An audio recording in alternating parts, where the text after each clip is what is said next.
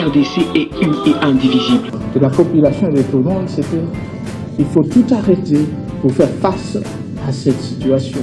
Et que nous ferons de cette terre richement bénie un réel havre de paix, de prospérité et de progrès social.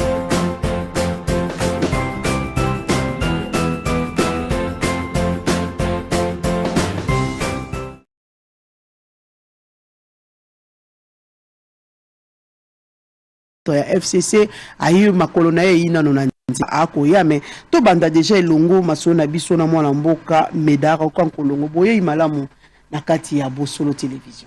Merci beaucoup Mamelo na opportunité au PC biso na PC ba union so ba kolanda biso mbote partout. Merci na invitation etokana ke tokolobela mboka ko gagner. Voilà, mboka eko gagner mwana mboka maebele mako tambola te, maebele mako tambola te. Ato mingi ba pointer du doigt balobi au bien secteur ya transport ndé ko simba te mais soko tali pe na ba secteur mosusu to ko mona mwa milelo na milelo yebisa biso na mwana mboka. Non, exactement oyebi ke na moya lelo mboka na biso to uti musika. Olanda ki ntingi mpululu na landa ki d'ailleurs mboka ya bimisala ki tatamboso.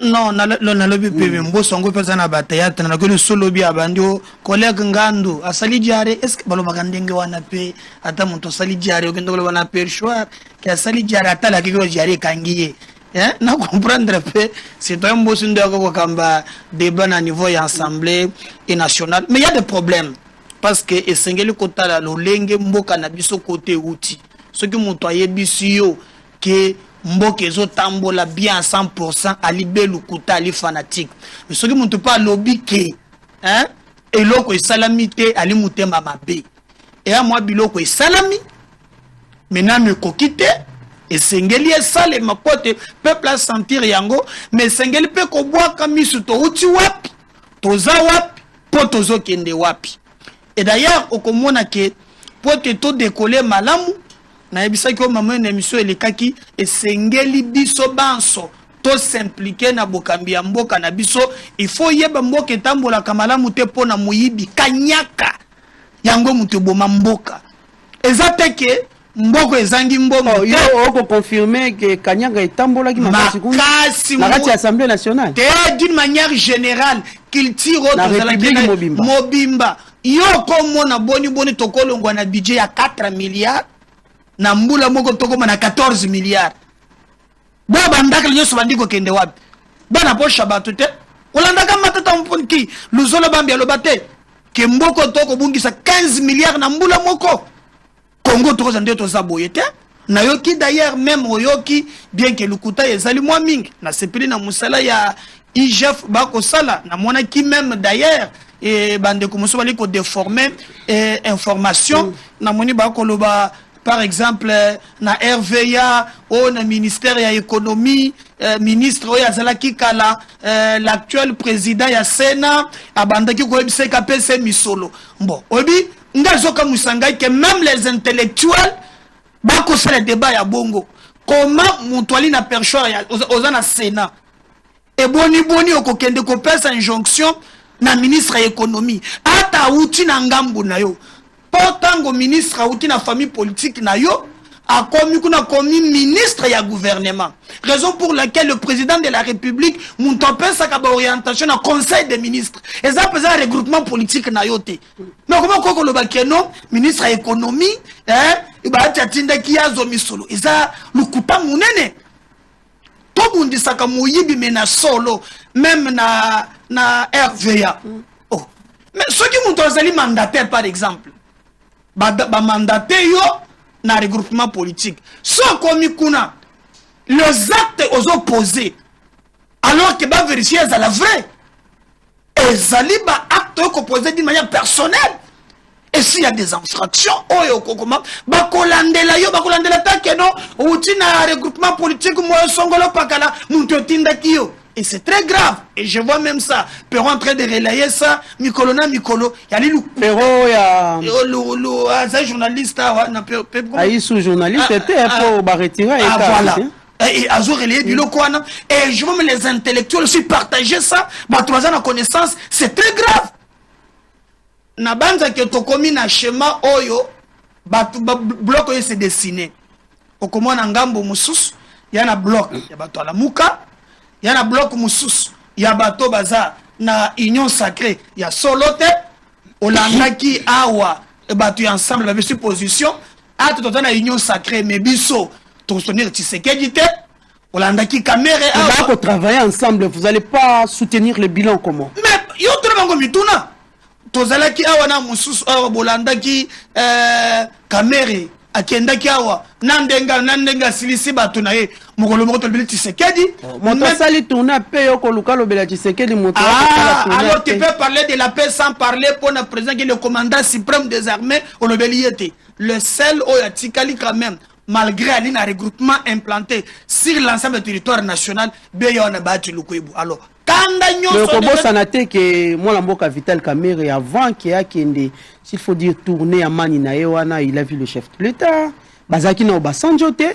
la photo est bima les gens ont dit tout ce qu'ils pouvaient dire mais après il est parti madame oyebi na politique et le contacteza ba acte il y a une différence entre le dire et le faire différence c'est la mais Kamerhe lui-même ne s'est pas prononcé comment il y a panique au sein de l'Union sacrée yo monakite katindi bato o Kamerhe base lobike faut keba eboye mais tango bati akei asali bato plein débordé même na monokole sandenge nini biso nyonso sima ya Tshisekedi alors eloko ne komi kobangisa lolenge ne bakokabola bango eloko tokolinga te biso tozolinga kanyaka ezala te et biso tokoencourager IGF na musala malamu ya kitoko aliko sala mbongo ezongaka esala biso kitoko mais comme nazana biscuit ya makambo ya oyo eliko lekana mboka na biso nazana pasi mamelo pona insécurité avant tokota na actualité na ba sujet na yo na commune ya Lingwala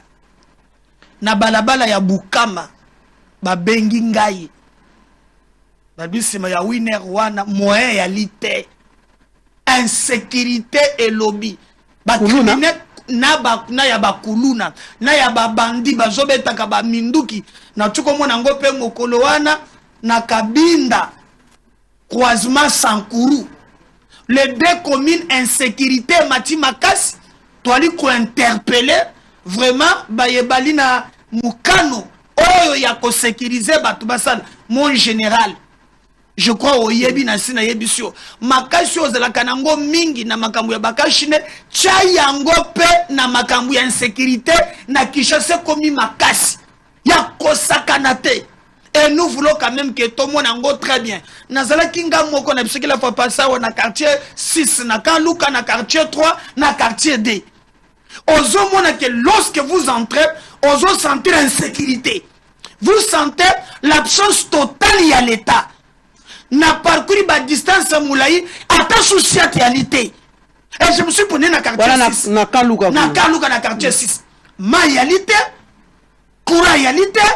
Batu ba continue mabulu baza isolé insécurité kolobelate donc ce qui baza na makokite baloka lolenge nini bakoki kopesa makoki alors que kuna ezala cible ya ba candidat député quand Luka okondi mateke bon ba député be koko sakaka batu ba candidat oui mais c'est très grave neki nazaki place one okondi mateke tout le monde de ba welela quand Luka surtout les grands bandundu nazalaki na quartier 6 mamelo soki otali okolela okonji mateke batu bako vivre na ba condition oyo po bazwa même courant et sengeli batu bakangisaka basinga bakoka moyen ya lité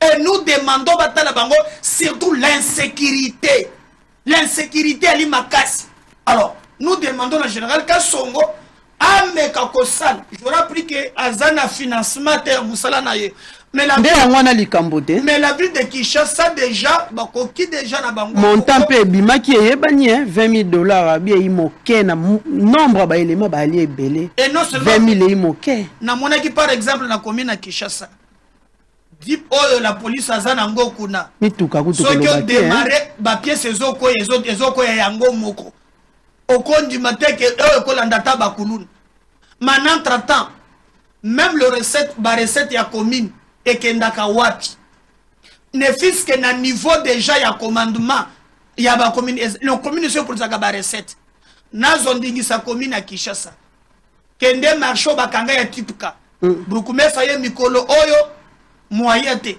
bengana ka ba mama longola ka ba mama chaka ni ba chinois kuna ba sala ba construction te ba sala ba construction yo ko tala te ba peuple congolais o ba ko débrouiller ba ko voter fachi en 2023 mais faut batila bango ba nini ezana ba norme te mwana mboka na ko ebiso ke ba ko pesa chinois mamelo atonga mumbongo e ana intérêt ba congolais te tango mama ko teka ndunda awo Bwe bete film bolongoli ebino boche magasin ba chinois o wanda ko so ba garantie alors que même batia wenje to batia obeba magasin mwana mbo kolanda makambo ngobila temle na go ebisa yo obilime ko mona na wenje ko ebisa yo ke batwari bali batote yo moko sala banquette okuma kamana ko bisezali ya solo e ko pese biso malamu te mais sécurité d'abord batu eza wapi awa na ko bana commune Kinshasa commune Lingwala insécurité mati ba ko sala musala ni non tozo sanga kameke batabwisa makambo ndenge longo bani pamba te toko sepre na ngata mukate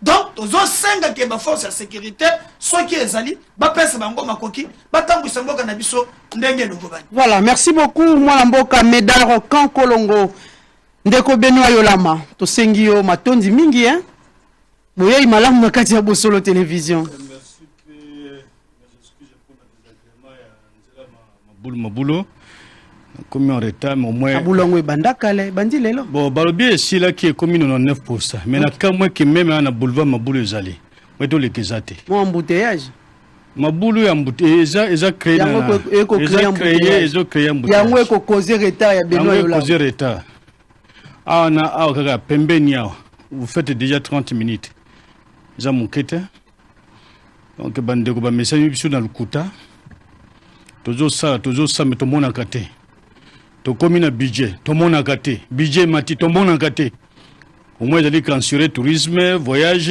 tout ça ici par semaine on peut réaliser 8 voyages.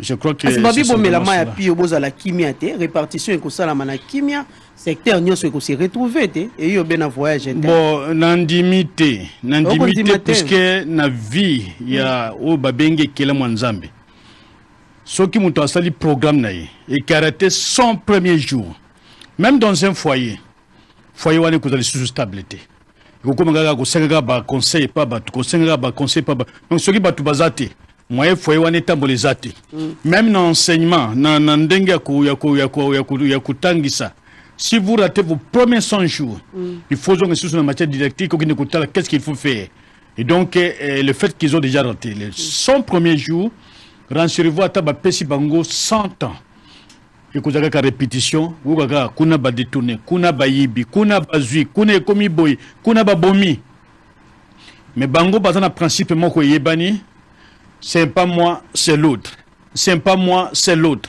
c'est pas moi c'est l'autre et finalement la conséquence c'est que mboka ezokinde ya kudinda na libulu régime to uti kolekana yango décollage yaki malamu sans bon biso toza bato ya non toza bato ya lukuta te décollage yaki na malamu salaki no ezalaki déjà na niveau na biso to prépara ki pays to tchake ba institution publique ensemble au Italie niveau national niveau provincial et tina na niveau administration territorial de manière générale to bongisa kiango to créer même infrastructure na niveau ya zongo kokuta zongo ekomi mibale que ligne ya inga ligne ekomi mibale on a préparé le pays on a laissé même la stabilité monétaire il y a eu quand même une certaine production ils avaient assuré un niveau local pour que la monnaie soit stable parce que valeur et inflation ils allaient une valeur dépendante donc c'est une variable dépendante et donc on a préparé le pays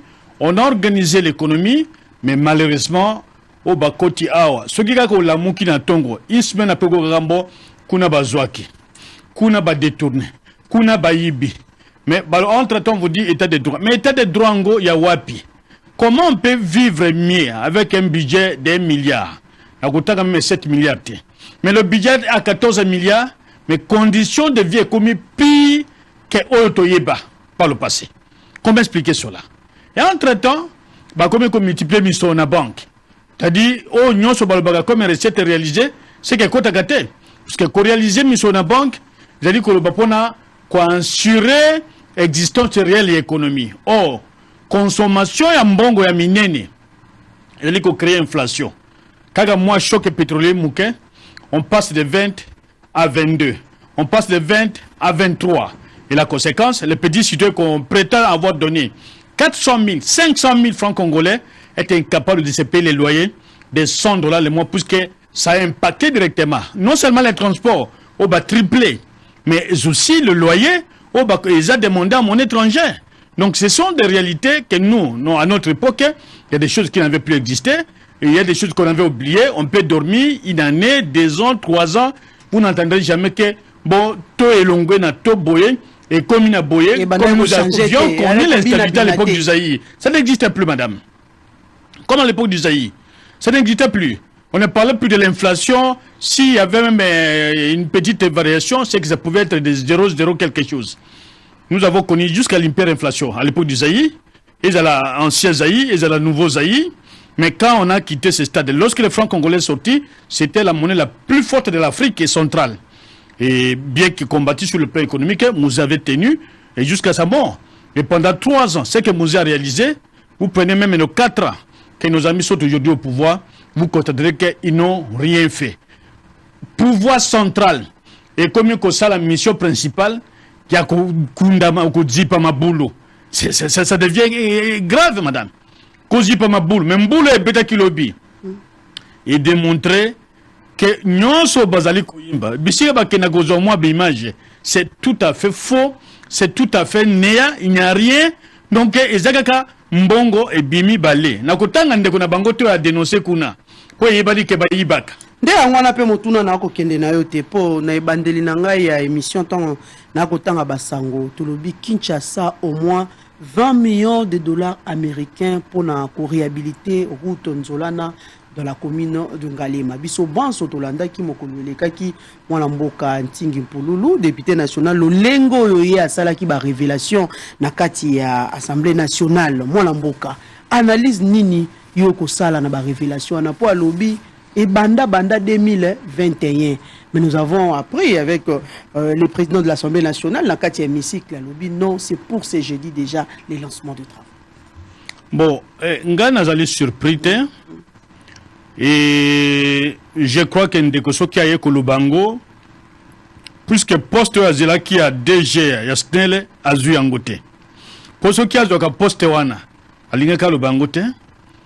Puisque avant moi kanda nde ça et kogi ko za pe moi kanda za na kati yango akomi ko bimisa abimisi penyo satisfait na ngote abimisi penyo sauté puisque avant to comme en 2022 ba sala ka ba bengeka reddition des comptes na mois soit décembre, généralement c'est le mois de décembre où on présente la situation globale l'exécution à budget à l'État.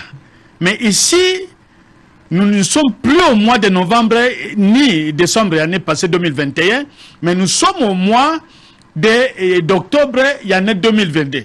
Donc c'est-à-dire cet argent qui était déjà sorti est censé avoir été contrôlé. Mais comme Baliaki, puisque reddition des comptes dans le système à l'élo, Pesimbongo, Kaboli, contrôle et Zalakate. C'est ce qui s'est passé et nous estimons qu'il n'y a plus de choses à écouter puisque c'est une vie. Et d'aller habitude, leur manière de vivre. Puisqu'un homme est sérieux. Mais vous pouvez amasser des milliards. Mais au côté, ça peut d'un peu de top, parce qu'un bien mal acquis ne profitera jamais totalement dans la vie. Et c'est biblique. Elle est yozo yiba. Elle est rendre des décisions judiciaires et mabé. Elle est yozo torturé. Pour n'abi moko, il torturait les gens hier. Mais banana ye, ba komi kole la lelo. Ba komi ko torturer, ba mona même justice. Oh papa la bangambani ko sa mabé. Et quand on leur pose la question, nous n'avons rien fait tout ça, mais est-ce que votre papa s'est bien comporté quand il était juge? Et quand les gens disent, bon, on a mis Sombi Moutuka, on a Sombi Bandako, et j'ai des maisons en Europe, on croit que cet argent va réellement servir. Cet argent, c'est une malédiction. Pour na yomoko, ce qui est raté yo, banana yo, ce qui est raté banana yo, ba koko na yo, na ba koko bar na yo. Ça, c'est la Bible qui le dit, puisque elle ba même qui moutonne pas Jésus-Christ. Oh, Yazaki Misha Kukangam. Jésus a lobby. Qui a commis les péchés? Est-ce que c'est ses ancêtres? Des bastards qui m'en soument. Oui, entendre les moutons. Et Jésus, par sa compassion, parce qu'il était Dieu, a dit, je vous ordonne le côté lokonayo kende. À mon acquis. Et ça, c'est la signification. Il y a ligné comment les péchés se suivent.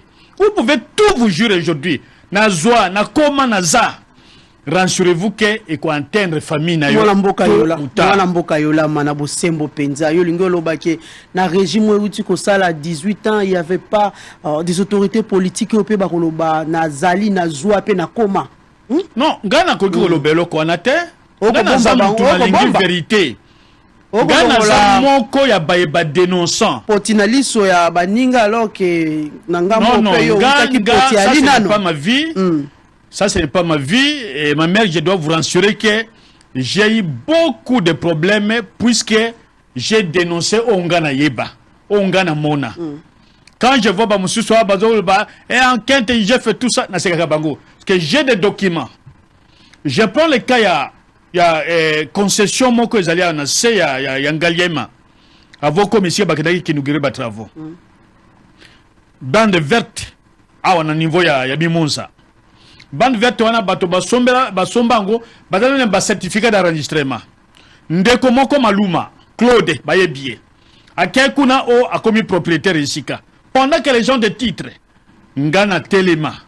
Mais si je vous montre ba document d'embonge bima $550,000 par procédure d'urgence et que dans ndeko na soki a terminé dans un plateau. Et les gars achètent des documents $550,000. Je continue aya akokima akoyati $550,000 bimpa procédure d'urgence na combo naïe. $300,000 bimpa procédure ordinaire na combo ya ministre. 1 million bima na combo ya un ancien premier ministre. Et si kawana basomba pona banani ba policier ya uti kotanga.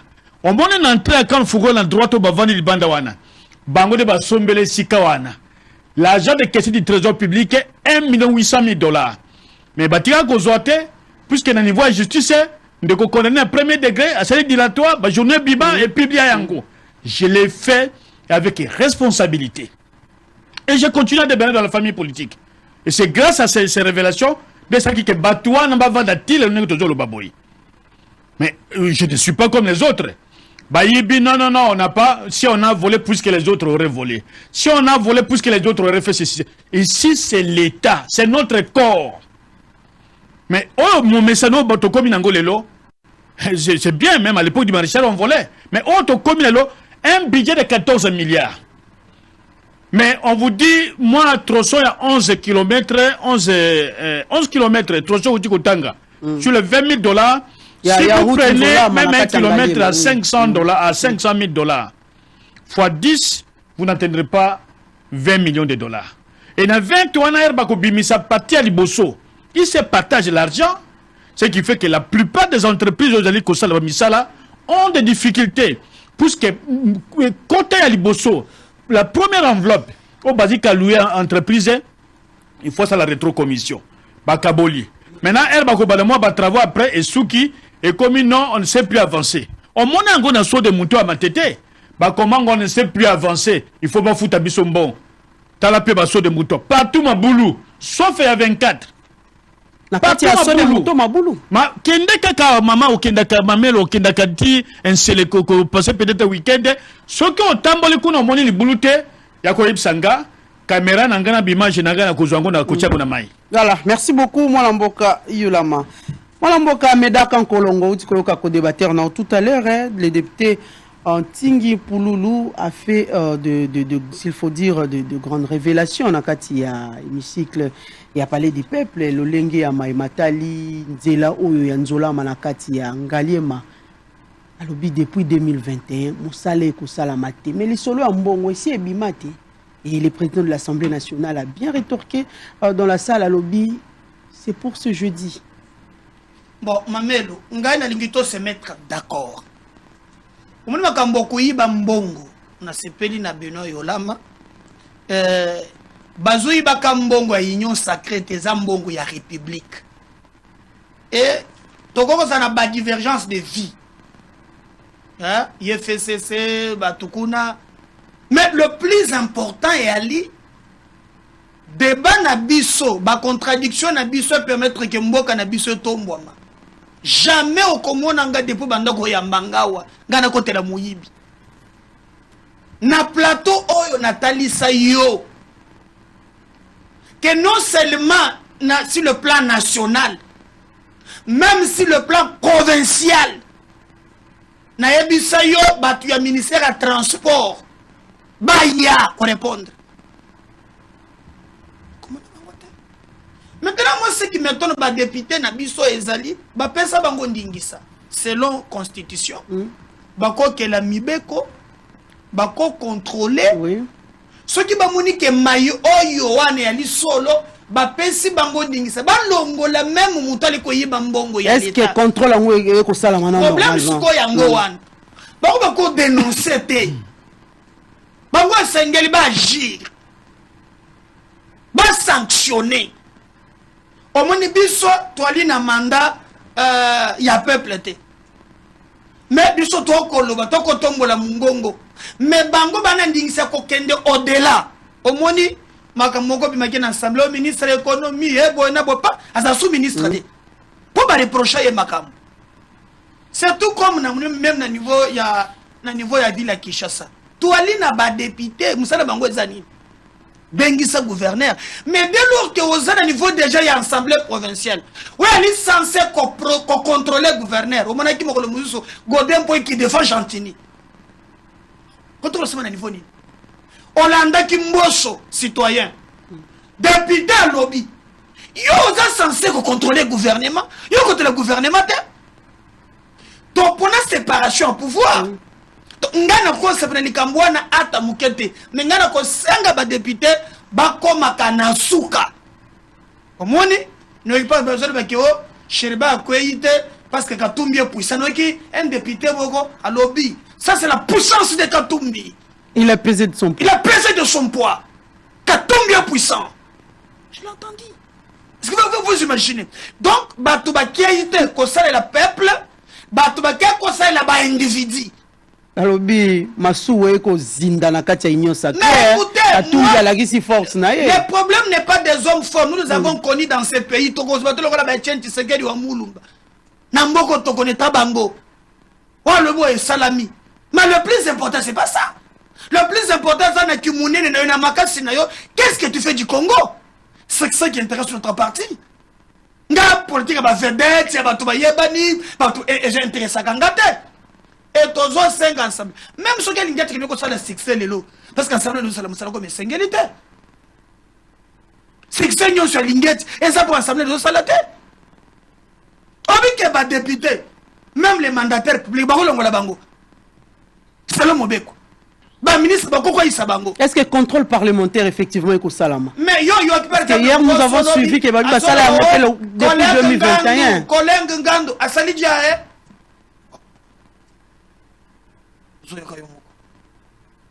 alors que place tozo zela bango tozo mona bango te mutu moko te na moya lelo akoki koloba ke akotela moyibi mais na moni beno yo alama awotuna ke mutu na malamu parce que il y a aussi ba makambo mususu otele na besoin ya histoire azoloba ke amoni elo comme balobi ke DJ Mati. Mais il y côté. C'est cela où je dis que non, on a peut-être que coquité na koloba. Oui, beaucoup reste à faire. Mais koloba que y a mon l'autre côté. Mais on a vraiment ils a poli le langage sur le politique en dingeni. Je lui rappelle. Mais moi il y a un exemple. C'est là, mais n'a pas cet exemple. Tango ya logo na pouvoir atika batu moko ba benga ka bango batangi saka bazwa ka musolote. Bando benga ngo ba nouvelle unité. Mais kaka na mwata mukuse oy 81 000 oy ba komi ko zo lui foutu na bango ya nyoso moni loko 81 000 oy ba kenda kana bam ba komi ko zo musolo pena musolo na ndenge ya tikeli ye yango te po ya tikaki na 100 000 mais ba oy ya lelo bazozwa alobi ke non okena ngo na zando okosombe loko te na le bakina mission de salaire la fois passée que non mais yé moko ali ko comprendre comment mokili zo fonctionner mokili ya le poto benga comme village planétaire okoko isolé Congo te n'ensemble ya monde mamelo makambo azolo ba yawo carburant et mati et transport sans kolobela yango est-ce que yo qui même teke ba compagnon ya minene Ethiopian Airlines ba lobby même na bango entreprise na bango je faillite pambate eloko e bakochaka lokora carburant tambisaka yalité ya ndoka na Congo. Est-ce que n'a pas rappelé que même dans le monde entier, si fois t'as le lolenge et mati, bambala moussous, côté moussou, comme il 5, 3, 4, 5 dollars. Et bon, go biso so qui a bisinga na ba crise oyo. Lolenge, carburant et mati na taluboni.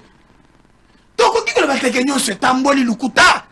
Mais quand le bateke non, budget mati, ya moni le côté. Réalité. Lelo. To le beto sola ke miso kunga na yao.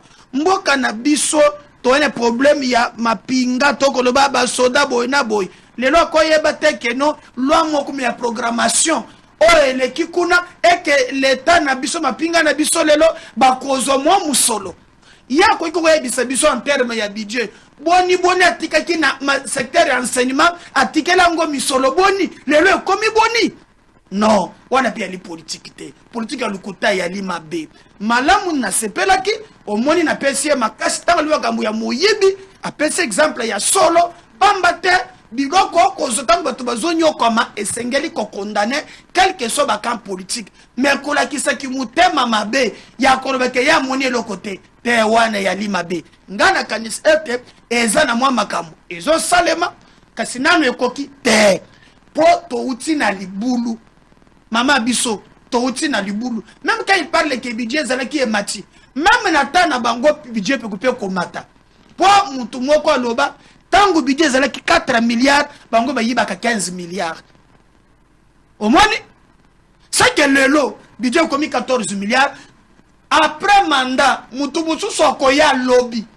Et puis quand elle fait des comparaisons, faut tout nage mutu na te mamel. Attends, tu na basana bandako. Yo obeti 19 ans.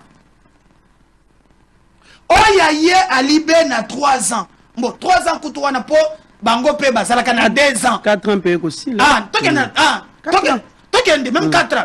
N'a pas rapport ya oya salaka. Ya salé 19, a salé presque 5 mandats. Et 4 mandats là je dis. Presque 4. Zwa siko tula mutuna. Mais na 4 wana. Zwa siko yo ye le 4 mama webeke na mboko tozope basala pe la tsegidi 2 ans mususu. 2 ans. Alors, lorsque vous avez la comparaison, que non, et là que salamite, to uti wapi. Na ko pesa ndingisa lelo. Mokonzi mususu akozo mboko yo lobby. Akokuta déjà makambo gratuité de l'enseignement. Ata ebongi à 100% te. Makokuta ke batikele bazalo ko kende liboso. Do esengele batika mboka na biso musika. Pointe oya yepe aluka moya kotambusa. Mais batika mboka na condition nini. Autre bagana le poteau dans un fond sans fond. Et aujourd'hui, après que le que non, aïe, à mon éloquité, non, et à l'inango, l'okuta, je pense que, oh, salami, na moins temps par rapport à temps. Il y a le moins ming, au cause, mboula, 4 ans, mais ngana cause 2 ans, 2 ans, vous payez au moins au-delà de 81 000 enseignants, on appelle nouvelle unité. Oye okamatika kana mbulo tolobi oyo et azol makambu ya nzela mi folo mule banzela boni salami olia cause exemple ya mabulo mona kiawa il y a des routes non seulement kende na ba province kenda ona Kinshasa banzela mo mingi ezali est-ce que mona ki yango te mbula na mbula elengese batika ngo basala ngo nini oyo relief combien de communes on a moya lelo amona ki yango te mais pourquoi lorsque ozoling ça la ta nuance. Mais quand le salamite, il y a vraiment la qui s'y mais ma belle, oh, yo penza ou tinangambu ya fait cesser. Parce que ça la moins différence, on a vu bon bazaki bien le chiffre 4, mais le chiffre comme 16 milliards mobimbeye belé, mais social peut changer. Alors 81 000 enseignants, yo so zana de kotonner so 80 bazabanan. Via mon tour qui n'a pas ça gazo que le footite. Tango je crois ils en attendent à cause de parole. Aujourd'hui quand quelqu'un touché par exemple faut que vous enseigner à 100 000. Tant qu'il prend 100 000 pendant 19 ans, ou tu enseigner à 100 000. Aujourd'hui, l'enseignant peut vous toucher jusqu'à 300 000. Prenez maintenant le direct au Bango Bassani. PSP Félix 19 ans. Alors, ça enseigne à combien? On parle de quoi sur le plateau? Ma réserve d'échange. Discours est là. Tango boye, bonjour, tous les abonnés, 19 ans, batika combien na caisse. Donc, kolobate ke makambo salamite ezali kutap. Mais ngape na kolobate ke na o sali, donc monsieur Congo paradis le kutap. Parce qu'il y a des ratés, mais il y a aussi des avancées. Le plus important, toi pour ne anti-valeur, mais toi ça n'a pas qui ou toi si toi sali, pour toi qui est liboso. Kukambamboka yango wana. Mais le reste, c'est na kota na ba surtout en termes de gestion. Ba livrement modèle kutu ya kolobela te. Ce qui mboka comme bisika eza lelo ba sasamboka ba bomamboka ba piyamboka. Ba tikele bisomboka kimbombolo. Tu sais qu'il tente de faire ce qu'il peut faire, mais tokanisi ke faut chuter. Na mikolo zoya, en tout cas Congo kokende liboso. Et nous demandons aussi et Zali Cheikh Amblante Bapesi Baïbaza le gouvernement, non. Mihibi Bazali, moi je les reconnais. Et c'est la justice, c'est la vie d'une nation. Nous voulons tout le monde quand même que non.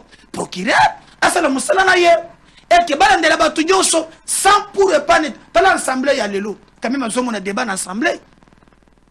Au moins, député, c'est une union sacrée.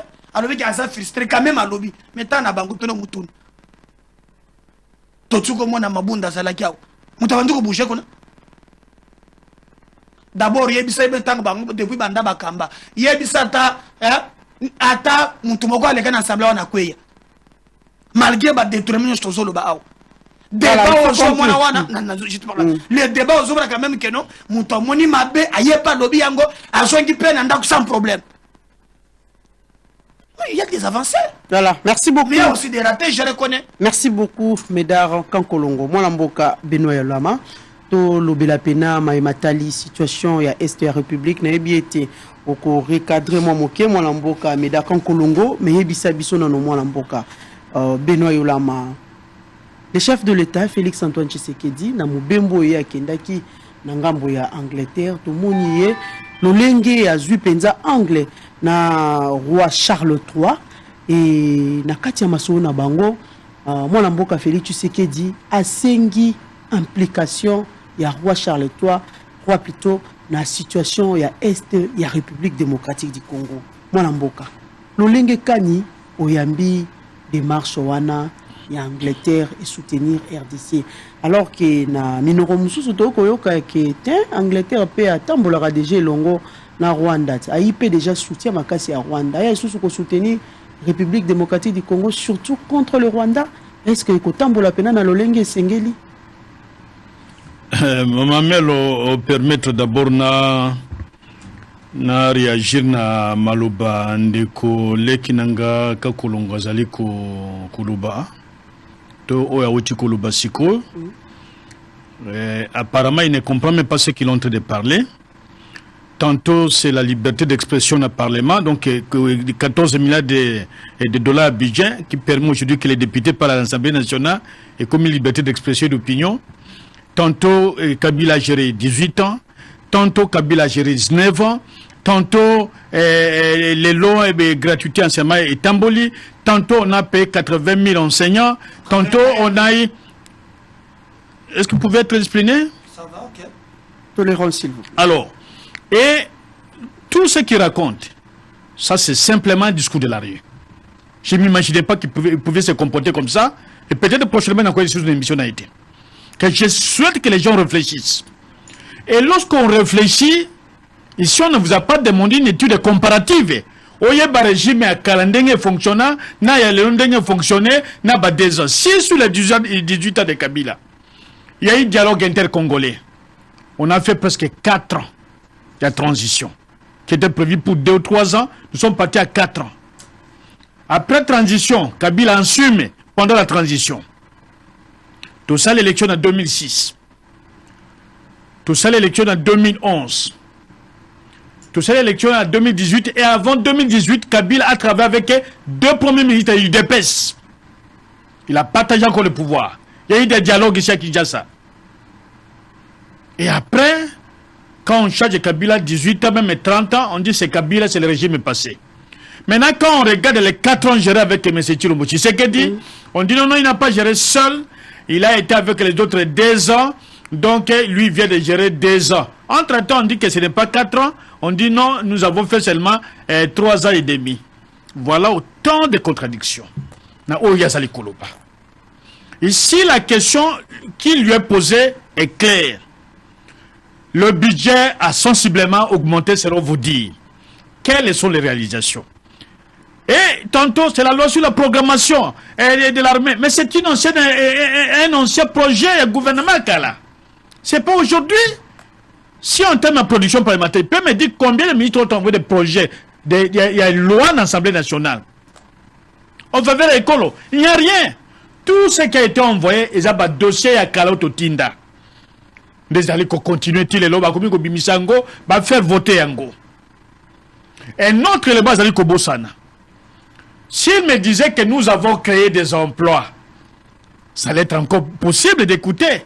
Mais il me dit nous avons payé des inutiles, c'est-à-dire des emplois qui étaient déjà créés. Oh, sur le plan international, c'est l'Organisation du Travail, lorsque quelqu'un passe déjà 100 jours, il est considéré comme un travailleur. Et il vivait. Donc il racontait ce qu'il est en train de raconter. Il peut le dire à qui peut l'écouter. Mais j'ai peur qu'il soit agressé à la cité. Parce que c'est que les gens disent à la cité, dans ce régime, il faut qu'on ait courage pour venir raconter des tels sujets sur le plateau. Quand je dis qu'il n'y a rien, peut-être je ne le dis pas dans l'absolu. J'ai remarqué, en tout cas, une croissance exponentielle en ce qui concerne le voyage du chef de l'État. C'est un progrès incroyable que l'ancien chef de l'État ne faisait pas autant de voyages, mais par semaine, le chef de l'État fait 7 voyages par semaine. Il fait le Kenya, il fait l'Angola, il fait la Belgique, de la Belgique, il fait la Turquie, de la Turquie, il fait les États-Unis, des États-Unis, il fait la Belgique, il revient à Kinshasa. Une semaine, autant de voyages. Mais il y a significatif. Et je me pose même ma question. Il y a significatif. Bah voyage à Congo, à traiter dossier à Congo. L'avion, cabinet. À quelle aussi une implication il y a Charles? Oh, nazali kozonga na question parce que jamais que ma question.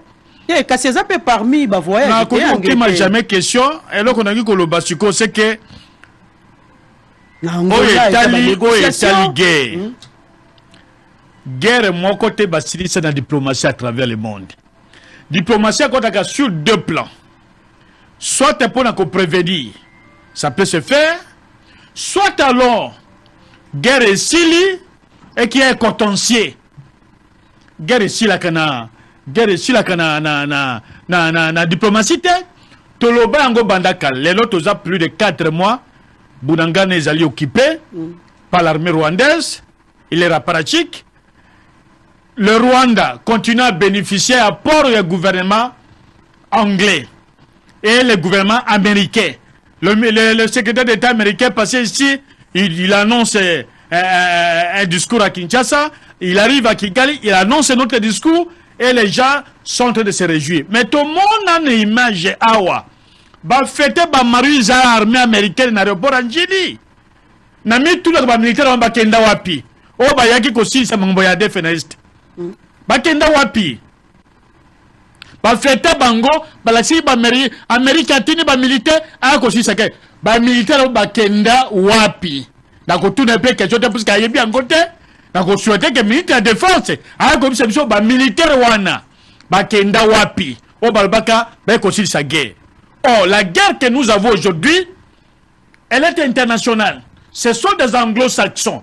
Na personne n'a pas livre on a ça na tangana na ba référence na tangana mais site à Noir Canada on va penser comment les américains et les anglais les suédois exploitent le Congo même une partie à canadien c'est mentionné mais même si vous partez mais pour que bango bandima oh bazali kozwa sima Kigali que batika kozwa ngo baya koto c'est qu'il faut une contrepartie parce que s'il n'y a plus de contrepartie jamais l'Angleterre va accepter d'abandonner Kigali et de soutenir le Congo. C'est comme moi mboka yulama, likambo pe ya diplomatie en ndenge to koloba pendant que le chef de l'État azali ko évoquer question ya diplomatie ndenge ba koloba. Mais tolandi pe na ba sangote reprise ya ba affrontement entre FRDC na M23, likambo ya lisusu. Bon, et zongi lisusu mamelo eloko moko te ko changer dans diplomatie. Diplomatie on parle de allié agissante. Et agissante moi. Bayo kakate mais réalité et ko zongi sabango na terrain makole ko zonga na seba vandi. D'abord to ça chef de l'état que Kigali azali partenaire te. Ayoki la bisote bon moni ba simba na frene bazo seka bazo landa. Bimanji soki na teso ki tiya teso ke lokoni to yebisa ye ba konso to bisa ye ya ofele que Uganda za partenaire moko sérieuxté non c'est nos frères mais na chute ya Bunangana qui a fait tomber Bunangana andora colonel wa pesa ki ke moi ba équipement na Egypte na da armement na ye et quoi côté ya Rwandais on a coupé notre colonne Bunangana po ekoué ya ekangama lelo na maboko ya ba M23 il y a là 4 mois s'il faut dire est-ce que yaki nini bitumba nde yaki salamaki na kati to bato ba yaki ombe ba M23 ba s'installer na kati ya Bunangana et salemate bitumba salema au-delà ya Bunangana et on a tenté de repousser l'armée congolaise armée résistaki moyeba côté sous ces athées ba bimi ba militaire rwandais na ougandais ba koti na Uganda.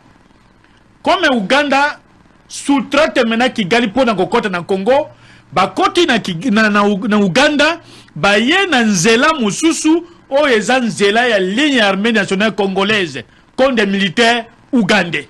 Ba ye ba koti ba kati colonne na kobeta masasi.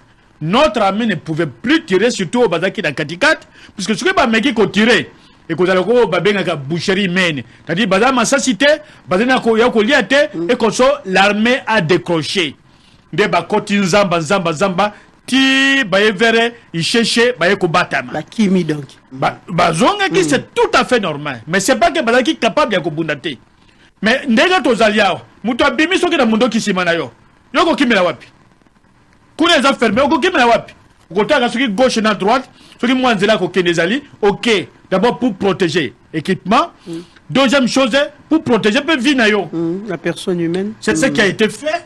L'armée n'a commis aucun tort, mais on a commis qui tort. Na katia si dossier wana ya Bunangana, c'est celui qui a accusé les deux colonels Oyoki, deux colonels Bakangi Bango, Baladi Kosamisa Bango, ou même avant-hier, Basenga qui mise en liberté provisoire, Bakomi qui a examiné Ango, na cour militaire na niveau ya Goma.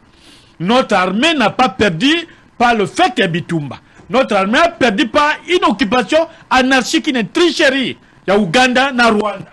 C'est comme ça que Bakotaki. Bakotika la collection que voilà maintenant que to botola ki ba armée congolaise, voilà ba to bomaki, ata bilamoko et pesa matin. Na kati ya erreur diplomatique wana. Ba association hier travaille avec l'opposition. Ba soki ba Rwanda match wana na ba dini wana. Les mêmes commencent à tourner au bango bazali koloba. Zali makambo zali koloba na ba gouvernement na bango. Pour ce qui bango gouvernement bango a pekisi ba koloba te parce que bata financer na ba caisse na ba trésor donc mbongo ya misolo ya donc ya beta na bango. Si une ONG américaine vous parle, c'est ce que parle le gouvernement américain. Puisque secrétaire d'État chez Alobaki que côté congolais peut botika ba FDLR bobo kabola bobu na bitumba. Et on croit en cela. Et aucune réaction du gouvernement. Calme. Au tenu porte-parole, au naogi porte-parole ya gouvernement a commis Kinyarwandi ne 5e langue nationale. Na monya ngonga mona simbila mutu. Alors, le problème aujourd'hui, Toloba Yango, peut-être Tokoloba Yango sous parce que Toloba qu'il faut une mobilisation générale de la population. Président russe a donné la guerre kuna a mobilisé ba réserviste naye. Bango moko ba militaire ba donc ne somba mandoki pour que ne bunda na Ukraine. Mais ici il y a l'armement. Armement zangité. Oto boto la Rwandais Ougandais na 3 montagnes wana ya news wana ezali. Mais le fait que ce sont des gens qui n'écoutent pas, yemoko alingi koyokate, ils croient qu'en faisant tous les tourismes politiques qui va arrêter la guerre. On n'arrête pas la guerre en faisant des tourismes politiques et diplomatiques. Moto a affirmé à Londres à lobby que la guerre est une solution ultime, s'il faut dire, pour la diplomatie. Mais ça, c'est après. C'est pour ce qu'il y a Yoka quitté. Pour ce qui est au Bundaka, dans 2 mois, 1 mois, peut-être même dans 2 semaines, nous allions récupérer territoire congolais. Mais biso tozali mandoki. Toza hélicoptère. Bongo ba mige uta na ba mige ya kene kozwa na Angola wa aya ke intimider sur la civile. Eza wapi? On a payé autant de millions pour nous intimider pour divorcer FCC et Nakache Salema. C'est la vie du trésor public. Mais infiltré,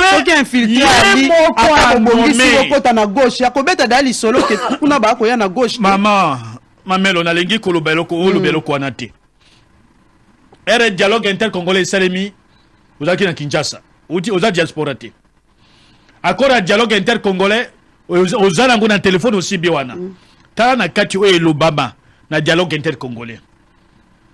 Infiltration, MLC Aïna Barwandais. RCD Aïna Barwandais. Dont la plupart, les Congolais qui étaient liboso na RCD. Balongo ki bango, baonde kane, baonu sumba, balongo li bango. Bango mongo bakolo makambo, bakomi ba chef. On négocie au dialogue inter-congolais. Oyo bavandi sa Barwandais, bakomi sa bango na kalme nyoso. C'est du DPS. Na Oyoka, alliance pour la sauvegarde du dialogue inter-congolais. Oui, quand il manque la papa, Kondo, et Tchenji Sekedi.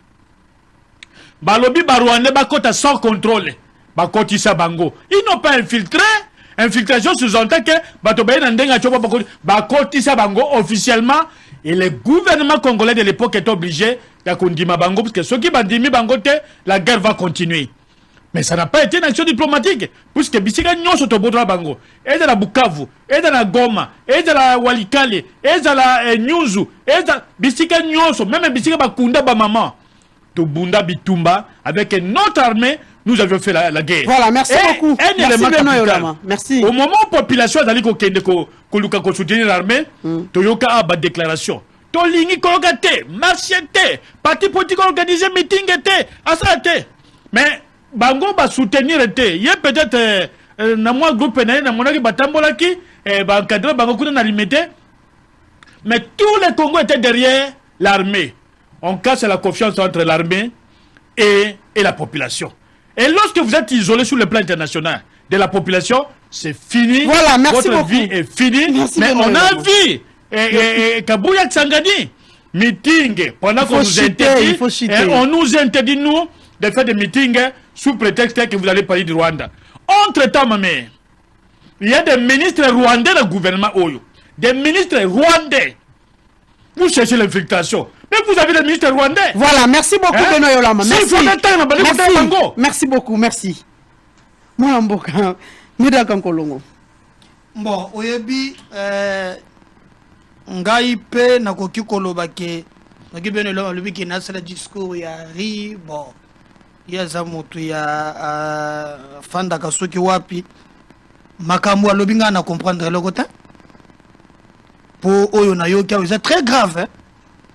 Atuni ngai ke na lobi ke basali le côté effectivement akoki mes mission nga parce que biloko nazo pesa ye akokoka ngote faut que mes mission pour akokoka te comment akoki koloba ke to salinine na édition ke Bafouti Batou, oyo 81 000 Congolais qui ne touchaient pas salaire. Il y a une réflexion là. Déjà, ils ont donc vous avez pris 81 000 Congolais. Au Balamouraka, chaque Tongo Bakei Moussala, Soukaya Sanza Bazokelo côté, au Kotalango Tolo na plateau. On veut que Moussala qui Moussala madame. Tango na lobby qui est to salini, avec à comprendre le sous-sauté. Molakisi. On a dit comme on a 100 000, on a le même salaire, augmenter le salaire. Et comme 300 000, ton salaire le côté, ton le bâtiment. Faut tout casser à 100 000 pour y aller.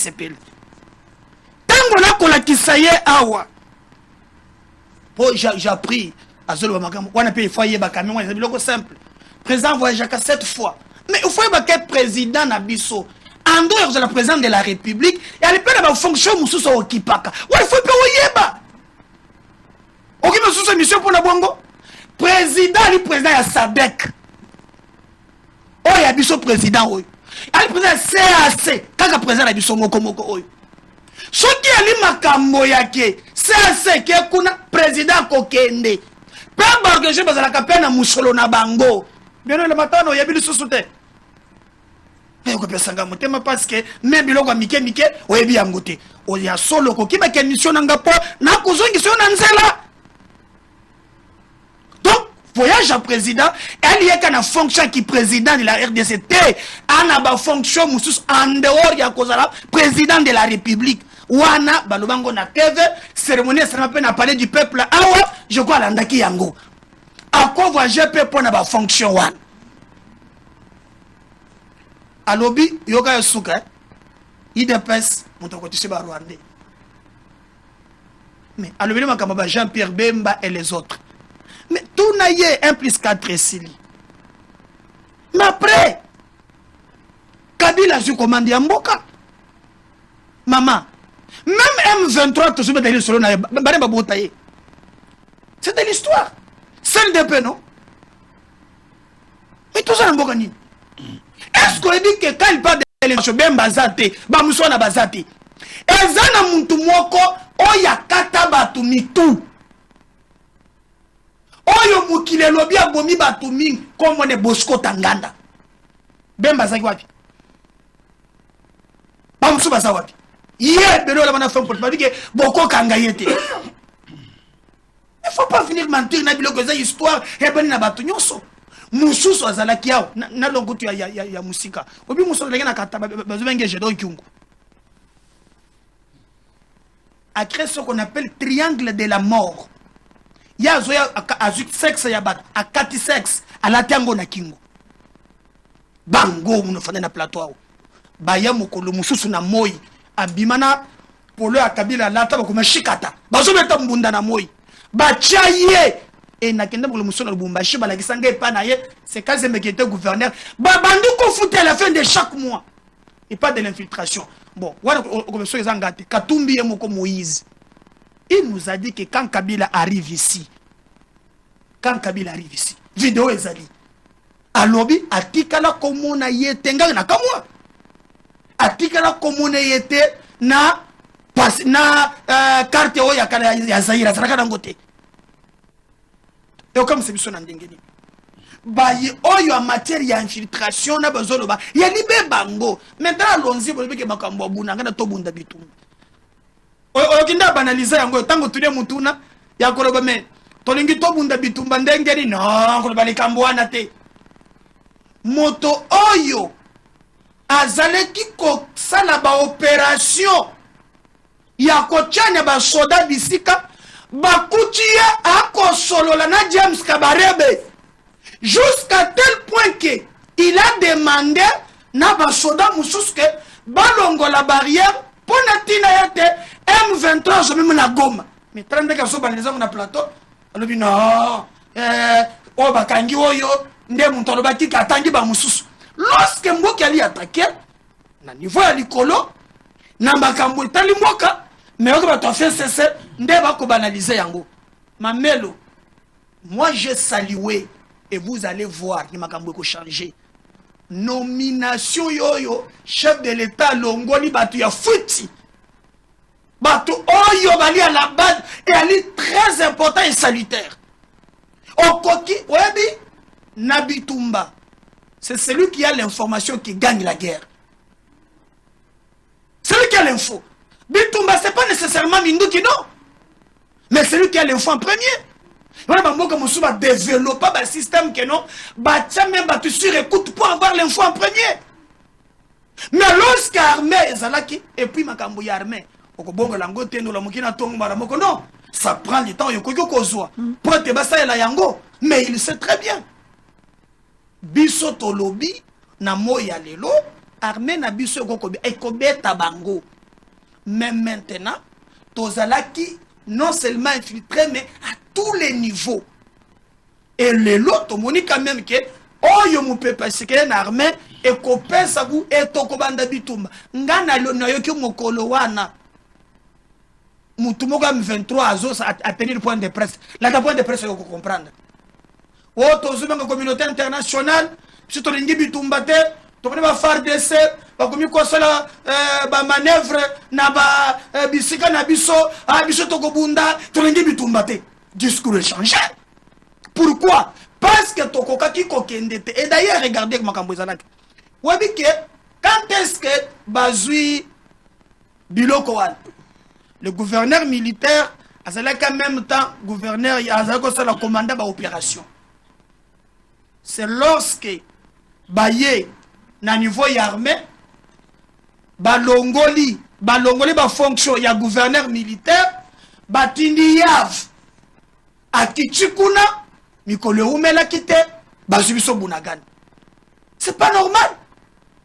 Et aujourd'hui, bah, information aussi fiable, mais bazo banaliser yango. Moi, je pense que na moya lelo, armée na biso, yana makoki, ya kobeta batouane. Mais maintenant que commandement ya sika ye, kangada tu ya lelo, okoyoka toko beta batouane. Toko te même na Uganda, toko te même na Rwanda. Mais nini eko sala, retard wane ali dire quoi? Parce que c'est d'abord sokola. Parce que l'occupation est continue toujours. L'occupation à Bunagan est continue toujours. Est-ce que tu comprends que Mouton a une opération na côté wana abanda ki ko solo là déjà na comment il s'appelle James Kabarebe. Likambo ya kwa muntu kuteko kwa kosila te bongo ya Bunagan o bazite. Yo mona kité cardinal Mbongo aleki kuna asali même na messe. Ma mère peut ça ba te faire solo. Mon boulot ici. Et puis, je vais vous dire Kabila il a dit que Bangombe Mugo Bandi Bolesa. Oui, bateau bagenda. On a les solo et bêta magaliso. Ah, mais tout le monde mutuna. Du coup, vous va trouver Bangombe. Bilongia Bakuruma Roger, belé. Bagenda bi batouane. Babinzela bazouarande yango. Mais yango tout le monde mutuna. Et aujourd'hui, Ngamoko na landi cardinal a commis concernant batu bazonga armée na biso et sous sécurité. Psychose ezali, mais tu es sous contrôle. Mais noir en bazoui, hein? Naïbso mais noir batou na bangombe, mais l'homme n'a de combien de fois? Batouane ba outa so ba parachute wan.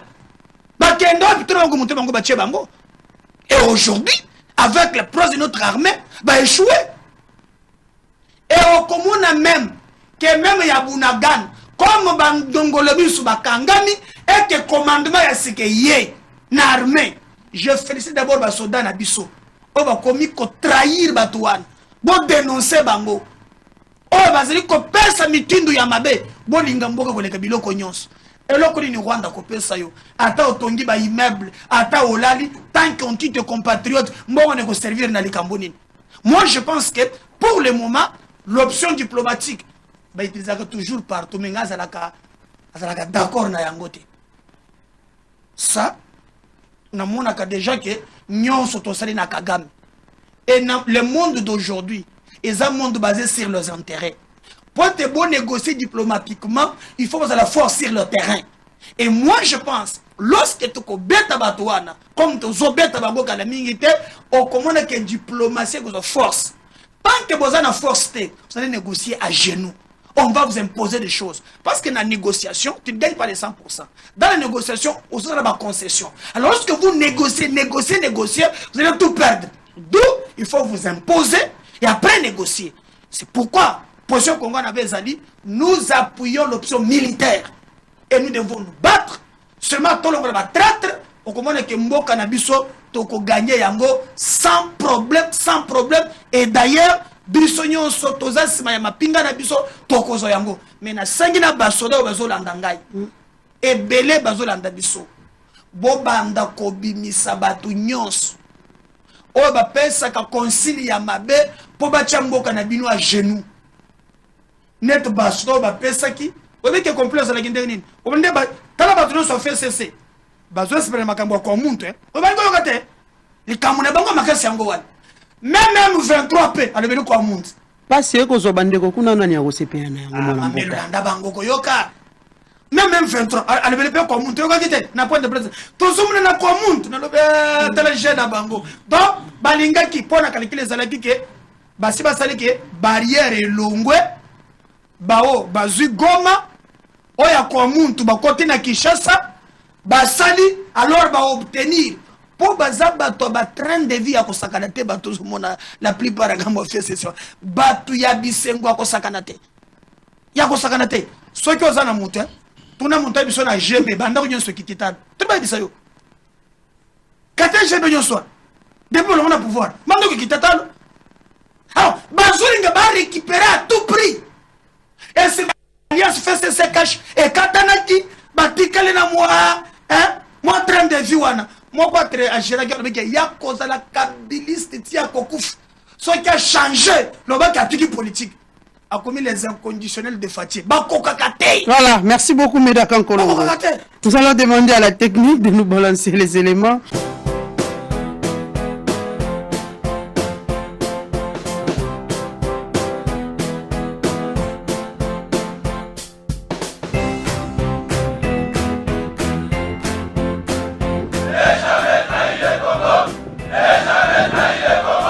La RDC est une et indivisible. De la population et de tout le monde, c'est qu'il faut tout arrêter pour faire face à cette situation.